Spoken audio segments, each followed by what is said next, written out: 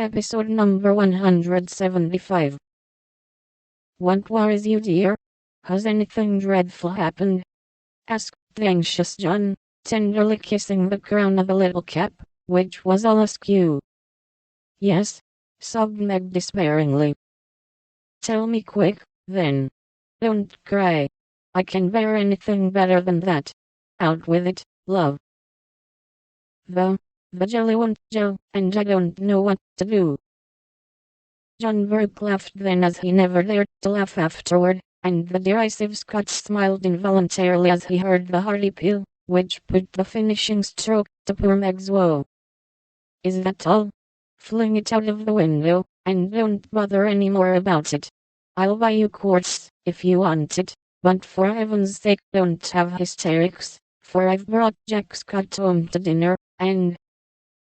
John got no further, for Meg cast him off, and clasped her hands with a tragic gesture as she fell into a chair, exclaiming in a tone of mingled indignation, reproach, and dismay.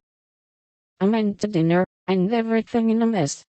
John Burke, how could you do such a thing? Hush, he's in the garden.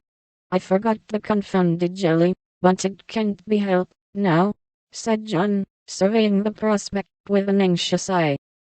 You ought to have sent word, or told me this morning, and you ought to have remembered how busy I was, continued Meg petulantly, for even turtle doves will peck when ruffled. I didn't know it this morning, and there was no time to send word, for I met him on the way out. I never thought of asking leave, when you have always told me to do as I liked. I never tried it before, and hang me if I ever do again, added John, with an aggrieved air. I should hope not. Take him away at once. I can't see him, and there isn't any dinner. Well, I like that. Where's the beef and vegetables I sent home, and the pudding you promised? Cried John, rushing to the larder. I hadn't time to cook anything. I meant to dine at Mother's. I'm sorry, but I was so busy, and Meg's tears began again. John was a mild man, but he was human, and after a long day's work to come home tired, hungry, and hopeful, to find a chaotic house, an empty table, and a cross wife was not exactly conducive to repose of mind or manner. He restrained himself, however, and the little squall would have blown over, but for one unlucky word. It's a scrape, I acknowledge, but if you will lend a hand, we'll pull through and have a good time yet. Don't cry, dear, but just exert yourself a bit, and fix us up something to eat. We're both as hungry as hunters, so we shan't mind what it is. Give us the cold meat, and bread, and cheese. We won't ask for jelly. He meant it to be a good-natured joke, but that one word sealed his fate.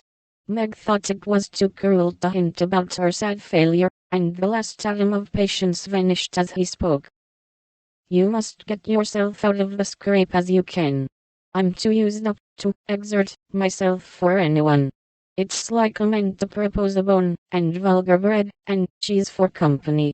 I won't have anything of the sort in my house. Take that Scot up to Mother's, and tell him I'm away, sick, dead, anything. I won't see him, and you two can laugh at me and my jelly as much as you like. You won't have anything else here. And having delivered her defiance all on one breath, Meg cast away her pinafore, and precipitately left the field to bemoan herself in her own room.